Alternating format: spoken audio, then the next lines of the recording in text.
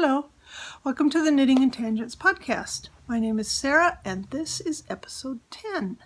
It's September 22nd, Thursday, and it's fairly warm out it's the first full day of autumn, so, that can go warm or cold. But it's been 82 here most of the day, and that equals about 27 Celsius. I've done this several times now. I've recorded and then never uploaded anything. So that's what this is. It's repeating some of what I recorded before, adding some new things, and hopefully getting it all together and all here. The big event lately was this past weekend was the Finger Lakes Fiber Festival. It's in Hemlock, New York. It's at their fairgrounds, and most people around here just call it Hemlock. Are you going to Hemlock? Will you be at Hemlock? All those kinds of things. So I was at Hemlock. I sold yarn and hung out with my friend Pat, who sells soap and lotion. And a little bit, she does some, not really, I guess, some fleece, some bats, and some roving. She has Pygora goats, so most things she has are either all Pygora or they're Pygora mixed with something. Which I didn't bring, I got a little packet, a 2-ounce packet of Pygora and llama, which is lovely. It's really pretty. It's a deep royal blue and black and some other little purpley colors mixed in with that. It's very pretty. I don't know what it will be. It will go into my collection, my stash of her rovings, fleeces, whatever I want to call them. Excuse me. Oh, goodness, I didn't expect that. She is letting her goats age out. She's not breeding anymore or buying anymore. I think I've mentioned that before. So these are some of the last ones that she's going to produce. Right now, it's just the cost of processing, because with Pygora, there's a lot of hair. And it really is hard to get it dehaired, to get it to where it's, good enough for spinning. And she does a very good job. She has, excuse me again, a mill that she really likes to work with that helps her with all this. She sends them the fleeces and they do the de-hairing, but it does cost a fortune, and you don't get a lot. They're small goats. So you send a fleece in and it's maybe 2 pounds, 3 pounds, and you get it back and it's around 1 pound because of the dirt and stuff adds to the weight. And then as you dehair it, you're removing things, and then as you process it, you lose more fibers. So she's thinking she's not going to do it. I don't know. I didn't expect her to have done it this year, but she did. So I don't know what she'll do for next year. So that's good. I'm going to do that. That's the only place she sells them. She doesn't sell them online. Well, she might be starting. She's got a website and I think a Facebook site now for Firefly Farm. She might be getting ready to do some things online. It's mainly her soaps and stuff. I'm going to move this so that we can get the window blocked out there. Her soaps and lotions and things are the main things she's focusing on. So, what's next? Oh my, I really didn't expect to be yawning. I haven't yawned most of the day. Here, let me take a sip of water, see if that helps.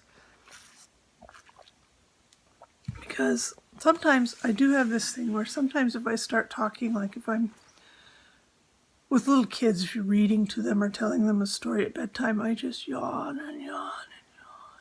I just I'll drift off. So I hope I don't do that here. So I have a couple of finished objects. I don't think I've shown them to you. I may have, so I won't spend too much time. They're on my project page on Ravelry, so if you want to see more, you can. The first thing that I think was the first thing I finished recently is a little shawl, scarfy shawly thing. It's not real big. There it is, sort of, yeah, just about that big. It is, the strings, they're woven in, but I haven't blocked it yet, so I don't cut them off until it's blocked. So that's why they're hanging there. But they're there. That's the other end. And it is called, and it's finished, so please excuse me because I'm not even close. Raitahullannus, I think is it. Raitahullannus. I'll write it down here so you know. And it's by Tina Koo, Tiinakuu. And it's a free pattern, and it's really nice if you have some somewhat large pieces of, parts of yarn left over from projects. It's really a good one that you can mix a lot of things in. She has it written for 3 colors, and this is a little bit different than, it's probably not as big as the one she has written. But you could use a lot of colors in it. You wouldn't have to just stick with 3. It would help maybe if you had one that you could use as the base, and that would work. Whatever, you could look at it and decide for yourself, because it's pretty simple to work with and figure out, and it's just a really nice little pattern. And I do like garter stitch right now. And the yarn in this is one of my yarns that I dyed. It is, I don't sell it very much, so I don't generally have it in stock, but it's a Superwash Blueface Leicester silk and cashmere blend, and it's really, really soft. And it's nice, and it's just snuggly and warm and squishy, and it's left over from the first Stephen West knit along that I did, the first mystery one that I did, and I believe that was called Color Craving. It was you use 3 colors, like this is 3 colors here. There you can see them. You use 3 colors, and it was the one that was a really long pointy triangle. So that's what it was left from. That is also in my project page if you'd like to see that. I was being quite daring, I thought, with the colors, because orange is not something I usually lean toward. Excuse me. But I think it works out pretty well. Mixed with the blue and the gray, it becomes kind of neutral almost. And I need another sip here. I'll get something while I'm drinking. I finished my June socks. Now that September's almost over, they've been finished for a little over a month. I finished them in the middle of August. And this is them. They're kind of wrinkly. I don't know if they've been blocked or not, but they are the Blueberry Waffle pattern, the stitch pattern, with Crazy Zauberball yarn. I don't have the color number. I think I have it in my project page. I'm not sure. It's the only one that's sort of bright green and pink when you look at their listings. And this is the other one. They're they're the same, but there isn't a repeat, so they just come out pretty much completely different. And so I like that. I like things being a little off like that, so that's good. So there's that. I was going to start some socks for September, and I couldn't. I just couldn't bring myself to. I'll show you in a minute. I'm becoming more monogamous, I think, in my knitting. I have also started reading again, which I seem to have this tendency, if I'm knitting a lot, I don't read really at all. And if I read a lot, I don't knit. So right now I'm reading, and I'm trying to balance the two together, and we'll see. I read before I go to sleep, so that sort of helps remove that from the distractions of the day. So anyway, so there's that. So I'm doing one thing at a time. But I should have a pair of socks just to have, because sometimes you need those. So anyway, I think I showed this last time, and I do have the light behind me today. I thought I would move there. I'll explain that in a minute. This is the Raindrop Shawl by Christina Wall.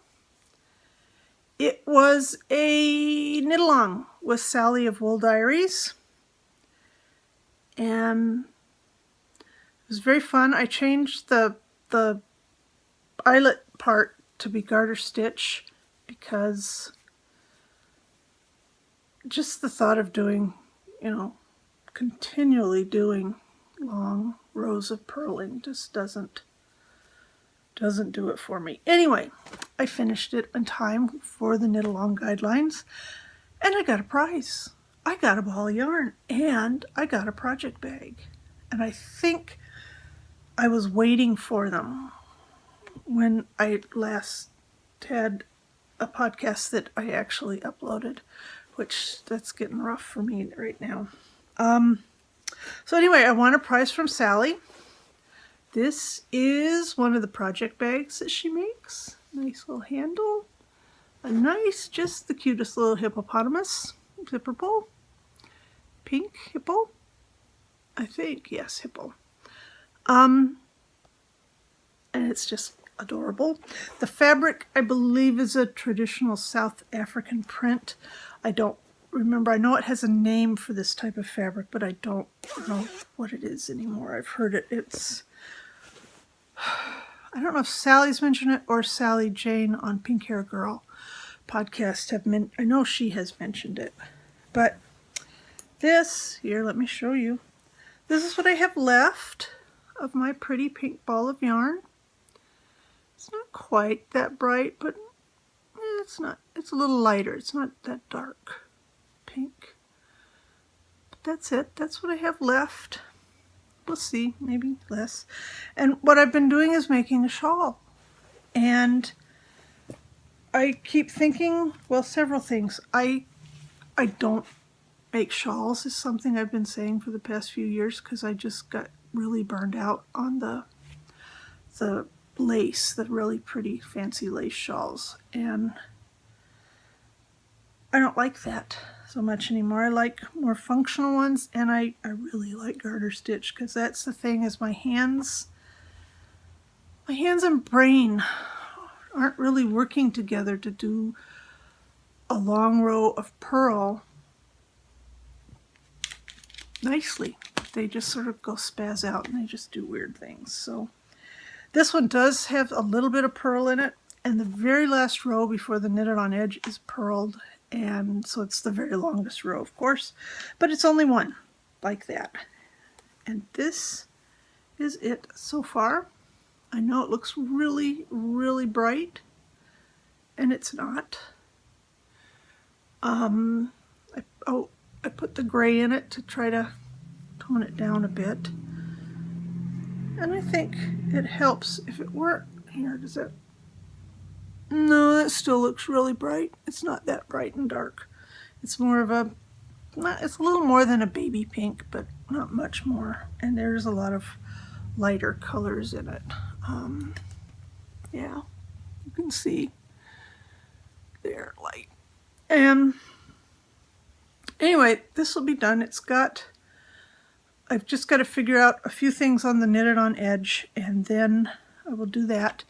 And I will be asking for test knitters, so if anybody has any inkling that they might like to do this, it'll be on the Propanicus Moon group. There's a test knitting thread. And I think I've already got something there. It doesn't tell much about this yet. So if you want to go there, you can. You find out a little more about it and how to contact me where I want to, which is basically just PMing me on Ravelry. So there's that. And those two went together, and that's all the knitting. Oh, there's the gray. There, yeah. Kind of looks pink holding the pink up next to it, but it's not. pretty sure. So, knitting. I don't know what I'm going to do next. I am trying to get some socks started because I would like to do some socks. And have some with me to, take places if I need something that I don't have to pay attention to too much. One thing, I have some yarn to show you.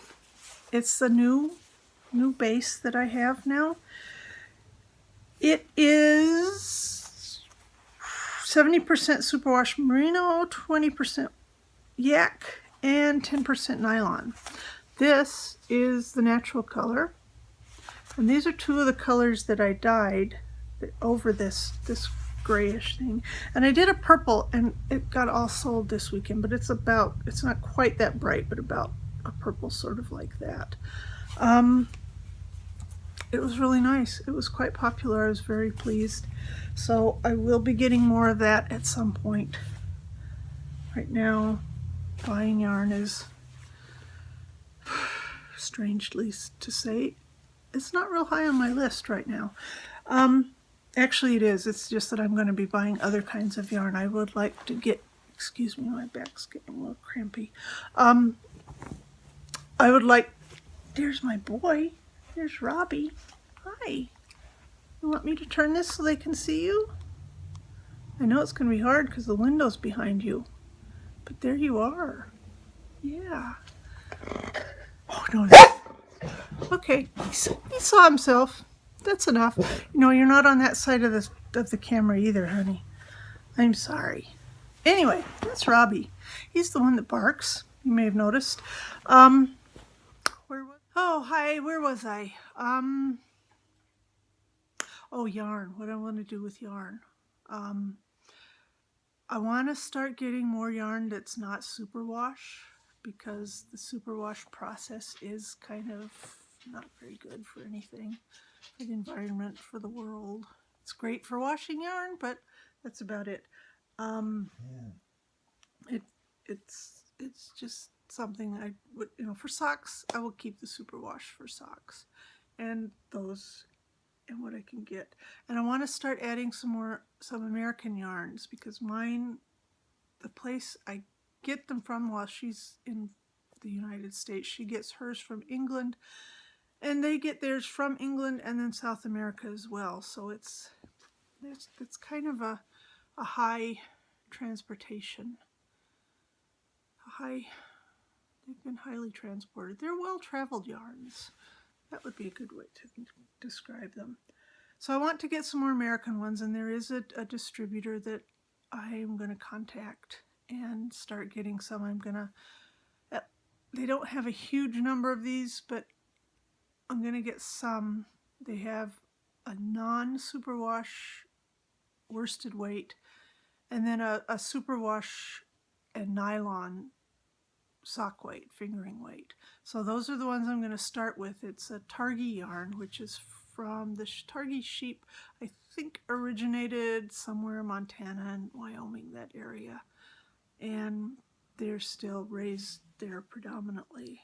And I've heard wonderful things about the rovings for spinning, so I might get some of that. But again, I'd like to do it without superwash, so we'll see. I know the superwash is very popular with that, so I don't know. I haven't talked to them, and I need to get their sample packs so I can see what everything is and go from there. And then I could get maybe some Polworth. It's not American, but it wouldn't be superwash, and that would be a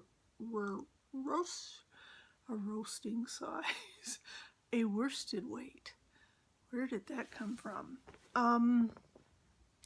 So that's what I'm thinking about for yarn. I don't know how things are going to sort of call out, but we'll see. I'm probably going to keep most of them. Maybe, some of the heavier yarns, the DK. And the worsted I'll change. I don't have a lot of those to begin with, so that should be all right. And let's see. I think that's it. The next thing coming up is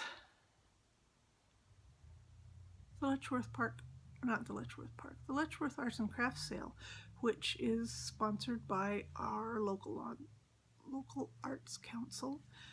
And it is a huge craft show in Letchworth Park, which in the past year was voted the #1 state park in the United States. Because, you know, it's the kind of thing where you vote for your favorite. So people around here will do that because sometimes there's not a lot else to do, especially in the winter. Unless you ski and get out and do things like that. So that was voted the #1 park. It has a beautiful gorge and waterfall. It's also called the Grand Canyon of the East. I guess there's several places called that, but this one actually, you know, has some of those properties. I've seen at least one other, and it was more of just a valley. So, a steep valley, but still, this one has, you know, the sides of the cliffs that are worn away from the water and the river at the bottom. And it's very nice. It's not nearly as big or deep as the Grand Canyon, but it's nice. It's different, nice waterfalls, and this wonderful old train trestle that they're in the process of tearing down. So actually I have a pattern in mind. I want to do a cowl based on that train trestle someday. So that might be coming up sometime soon too. I don't know how it would be. If it would just be, well, I don't know how it would be. So that's what's coming up. Letchworth. Then, the next thing after that would be the Rochester Knitters Guild sale in November. I don't have the date on that. I don't know when. It's toward the middle of November. It will be before Thanksgiving, and it will be on a Monday night. I can tell you that much. And then a Christmas sale in Perry at the Arts Council there. So that's really all that's coming up. And I'm working on patterns. I have that one and some others that I'd like to put together, maybe make a little ebook thing, you know, where you can buy one, or you can buy the whole thing, or whatever. So that might be in the works. Well, it is in the works. It's just don't know when it will be getting out into the world. So thank you for watching. That is all I have to say, and I hope Robbie's barking didn't bother anybody too much. He saw himself. I tried to get him on camera, and I'm using my phone, so he saw himself, and that just set it off. And then the neighbor dog started barking, so he just had a fun time. Anyway, again, thank you for watching. I don't know when I will get another one up. I have to wait, or I like to wait till no one is home. And that's not a regular thing anymore, so we'll see. Thanks again. Bye.